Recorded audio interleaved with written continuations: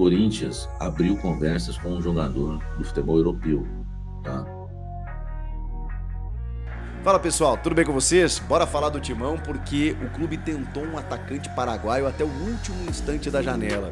Héctor Hernández está fora de combate, eu vou te contar qual o prazo que ele fica fora e um discurso muito forte no vestiário depois da vitória sobre o Flamengo. Acho que virou a chave, hein? Chega mais, inscreva-se no canal e vamos juntos. Um resumo de novo do jogo ontem. O Corinthians entra com o mercado da bola, o Corinthians venceu o Flamengo para mim jogando muito bem, tá? O esquema foi um 3-4-3, com o Garro ali fazendo um falso 9, né? Com dos lados o Thales Magno e o Héctor Hernández e depois o Yuri Alberto, né? Tanto que na jogada você vai ver o Yuri Alberto pelo lado ali direito, né? Pelo lado, né? Cruzando para a entrada do Thales. O meio campo com os 4, né? 3, né? Os zagueiros. Félix Torres, André Ramalho de líbero, para mim é monstro. E o Kaká. Depois vem 4, né? Porque tem o Fagner e o Biduzinho. E no meio, o Charles com o José Martínez, que aí os dois melhores da partida para mim. E depois lá na frente, né? O Garro fazendo uma função de falso 9 voltando. Com o Héctor Hernández na direita, o Thales na esquerda, depois o Yuri Alberto. E assim sai o gol, né? O Yuri Alberto na direita, cruza, Thales vem. Sim, meu irmão, mostra como é que se faz. Tome-lhe, né? E o Coringão fez 1-0, tá? 1-0. E claro, depois, né, sofre um empate naquele pênalti. O José Martínez, pra mim, muita gente já queria condenar o cara, né? Porque ele tava batendo demais, aquela coisa toda, não tinha que bater aqui um pouco mais. Eu Sarmir Carvalho, né? Aceitei ontem o risco de o Corinthians ficar com um jogador a menos na partida, porque é melhor você ter um jogador como o Martínez, né? O José Martinez, seu Zé, melhor ter o seu Zé em campo do que ter uma criancinha em campo, uma lancheirinha. Oi, vamos brincar? Aonde? Olha, eu quero minha lancheira, vamos colocar ele na grama, no camado. Não dá, entendeu? Não dá, sabe? Então, por isso que o Corinthians está nessa situação hoje. O Antônio Oliveira achou que tinha revelado, nossa, e eu acho o Bidon, tô falando do Bidon, um jogador que tem tudo para dar muitos frutos no Corinthians, só que o fruto, tá? O fruto tem que ser colhido na hora certa, entendeu? Por isso que tem empresas, igrejas, times de futebol que tá uma bagunça, porque a liderança, quem tá à frente ali, né, já quer pôr a pessoa logo no altar, pá, mata a pessoa. Pô, na igreja, lá em cima, não tem condição ainda, calma, tem que colher o fruto na hora certa. Nada, deixou passar, tava voando, tava na bênção, né, deixou passar, apodreceu, entendeu? Não pode deixar passar também. Então tem que saber colher o fruto na hora certa, na empresa, pô, não tem, em qualquer lugar, velho. E o Bidon foi um fruto que colheram na hora errada, meu irmão. Entendeu? Na hora errada. É bom jogador, deixa ele aí que vai dar jogador ainda. A dia, Charles espantou suas más impressões sobre ele ontem ou você ainda fica com o pé atrás? O Charles, para mim, já tinha dado um sinal no jogo contra o Fortaleza, que no meu pós-jogo, eu elogiei muito o Charles, no meu pós-jogo contra o Fortaleza. E tinha gente que tava, inclusive, né, me criticando porque eu tinha elogiado o Charles contra o Fortaleza. E ontem, pra mim, acho que foi o checkmate, né? É um jogador que pode ajudar, tá? Eu entendo que é um jogador que pode ajudar e é meu titular hoje no meio campo do Corinthians, o Charles, tá? És o nosso príncipe Charles, agora já era. Porque contra o Fortaleza ele foi bem. Aquele passe que ele deu pro Yuri, foi contra o Fortaleza ou foi contra o Juventude? Que ele deixou o Yuri na cara do gol e o Yuri perdeu. Aquele passe contra o Fortaleza, né? Não foi só por esse passe, tá, gente? Mas muito pela marcação dele no meio campo, tava roubando bola, dando bons passes. Então eu já tinha gostado dele contra o Fortaleza e ontem foi também um dos melhores jogadores em campo. Para mim, só não foi melhor do que o José Martínez. Foi muito bem na partida, né? Ele foi melhor até que o Garro, porque o Garro deu um passe espetacular, né? Aquela tacada do Garro, mas não foi um jogo espetacular, mas ontem o Garro fez a mesma função que o Neto fazia em 90. É verdade, o Neto jogava assim, adiantado lá na frente, né? Assim, vamos falar do que vai acontecer daqui pra frente, ó. A empolgação no Corinthians, claro que hoje era folga, né? E falaram que a empolgação no vestiário foi muito boa, né? Não poderia ser diferente. E o Botafogo já era citado no vestiário do Corinthians ontem na Neoquímica Arena. Mas também tinha o grupo dos animados, ó, que agora vai ser assim, acabou. E tinha um grupo daqueles que entendem que é jogo a jogo, então eles têm que ficar atento. E falaram, uma das frases que soltaram para mim foi que o Botafogo não é nada impossível vencer o Botafogo, tá? Lá no Engenhão. Então o Corinthians ganha aí, né, uma confiança, né, um plus a mais de confiança, né? E isso é bom para o Corinthians, essa vitória. O Corinthians abriu conversas com um jogador do futebol europeu, tá? Não sei o nome, tá? E o Corinthians sonha em fechar com o Midiático para 2024 ainda. Se não der certo, pode tentar outros nomes no mercado ou deixar para 2025. A contratação do Midiático vai ser um jogador, tá? Isso já tá meio não, né? Totalmente definido no Corinthians, que vai ser um jogador livre no mercado. Não vai ser correndo, não vai ser hoje. Entendeu? E o Midiático, estou deixando claro, não é para hoje ainda. O Midiático é um jogador sem vínculo com o clube. O Midiático seria um centroavante, o Fios seria um atacante, tá? Boa, Fios, tá vendo? É uma coisa que eu não falei, né? Deveria ter falado. O Midiático é um centroavante, tá? É um jogador para atuar aí no ataque. Jogador desempregado, nível Europa, que o Corinthians vai usar o dinheiro da patrocinadora, tá? Para contratar. São 57 milhões de reais, né? Que na verdade, meu amigo, se esse cara vier ganhando mais de 2 milhões e meio de reais, né? Vamos supor que o Corinthians acerte com esse Midiático. O Midiático é 2,5 conto. Entendeu? Pode vir no Mercado Livre aí. 2,5 conto o Midiático, vai pra mim. Tá? Tô muito louco hoje. Midiático. Pode vir no Mercado Livre, no LX aí. No LX você comprando barato. Mas pode vir aí. 2,5 conto o Midiático, tá? Então assim, vamos lá, 2.500, tá? 2,5 por um contrato de 2 anos, aí a gente tem que pôr 26, né? 13, porque tem o 13º. 2,5 vezes 26, 65 milhões. O dinheiro da patrocinadora não dá para pagar o salário de um Midiático. De 2 anos, hein? De 2 anos.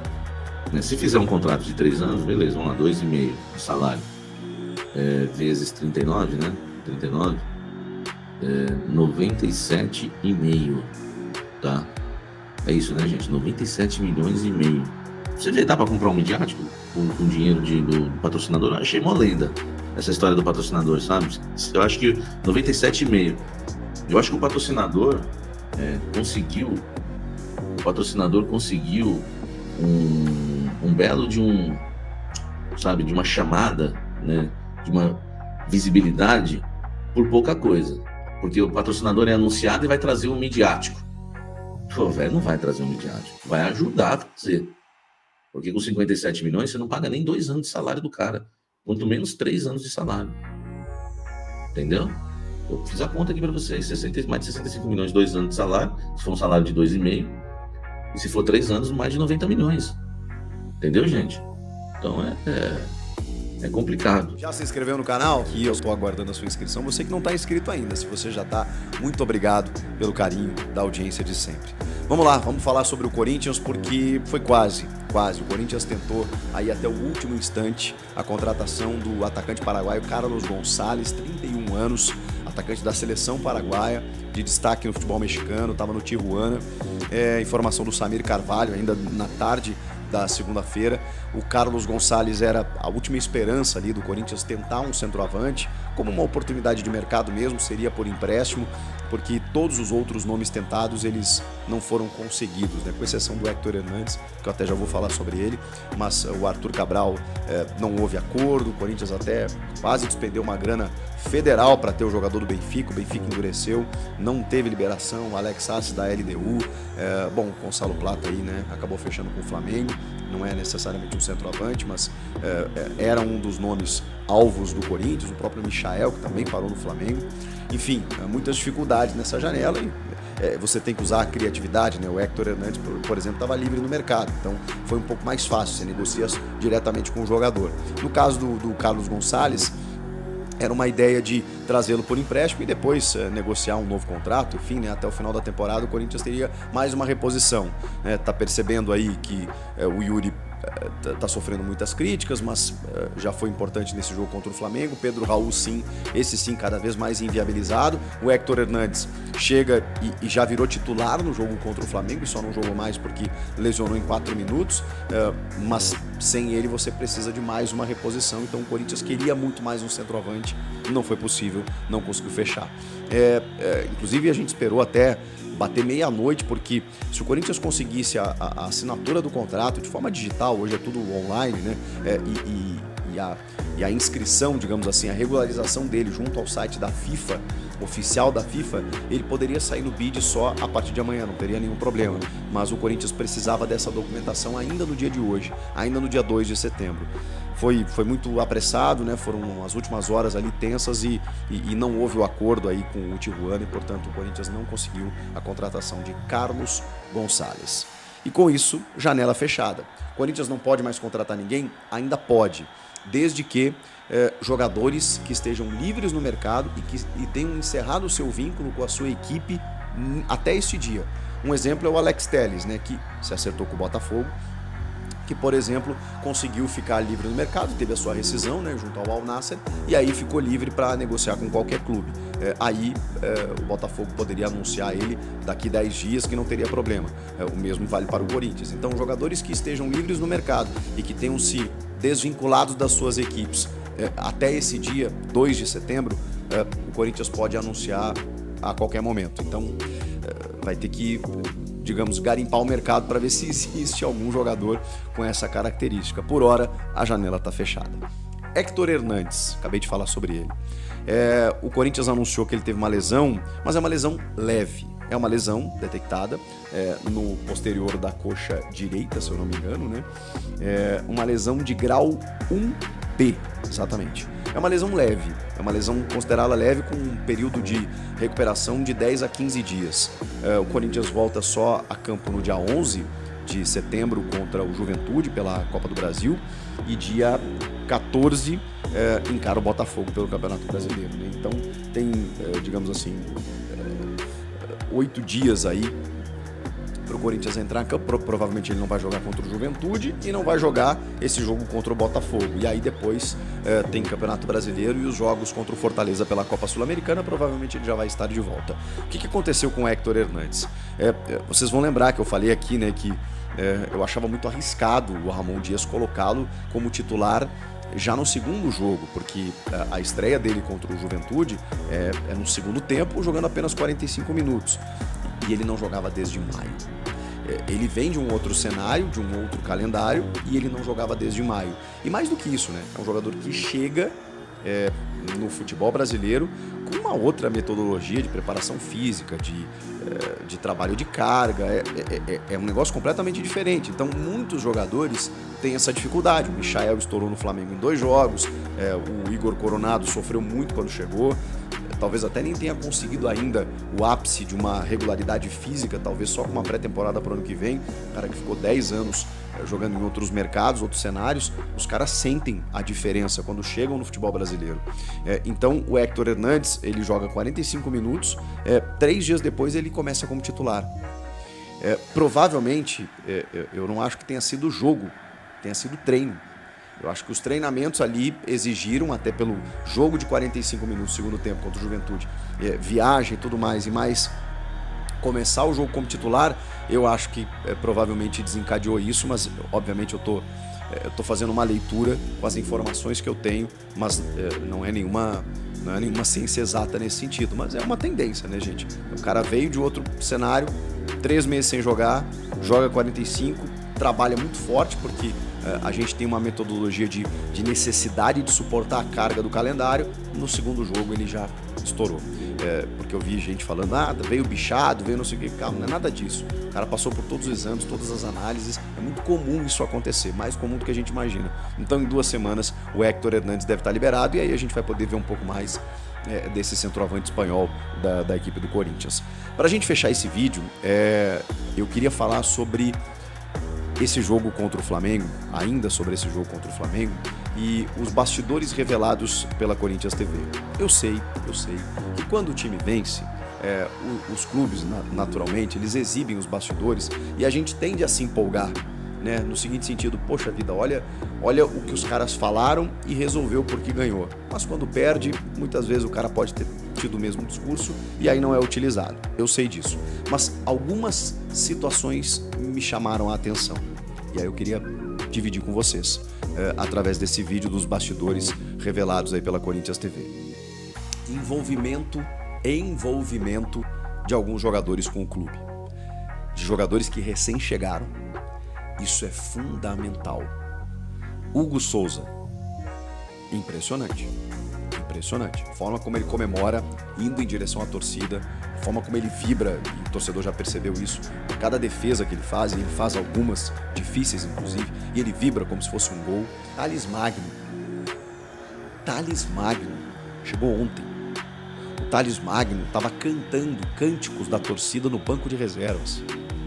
Tem uma rivalidade, né? Ele foi cria do Vasco, né? E estava jogando contra o Flamengo, mas ele tava numa felicidade com o gol marcado, com a vitória, com o aniversário do clube, contagiante. Não foi uma coisa forçada, não foi uma coisa teatral para agradar o torcedor, não. O Thales estava, acelerado, aloprado, feliz demais. E isso contagia, né? E aí eu preciso também recorrer a jogadores históricos. O Fagner, ele deu um discurso no final do jogo, que até viralizou na rede social, que é magnífico. O Fagner, que eu já critiquei muito, continuo criticando porque eu sei a bola que ele joga, mas ele foi bem nesse jogo. Ele foi bem. E o Fagner cresce em jogo grande.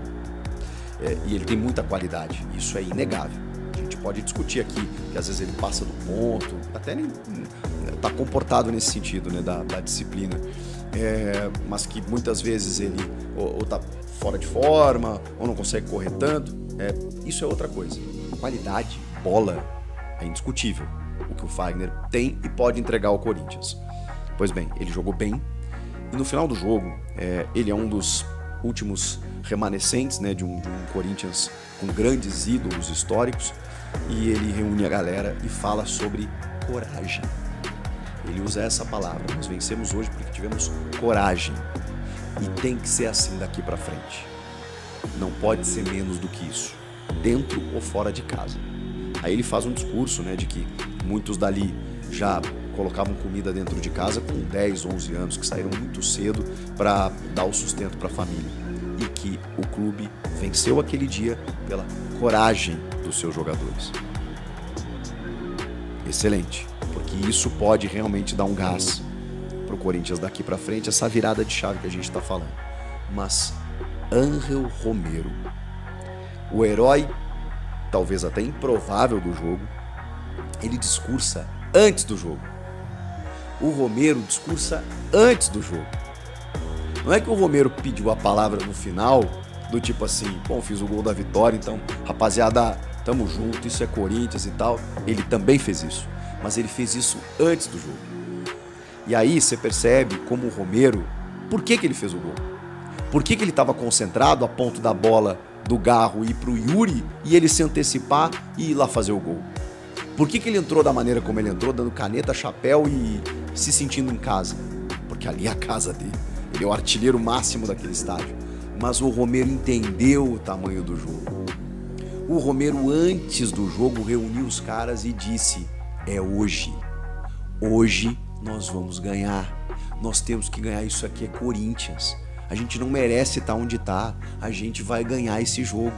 O Romero reuniu os caras e falou isso antes do jogo. O que aconteceu no jogo?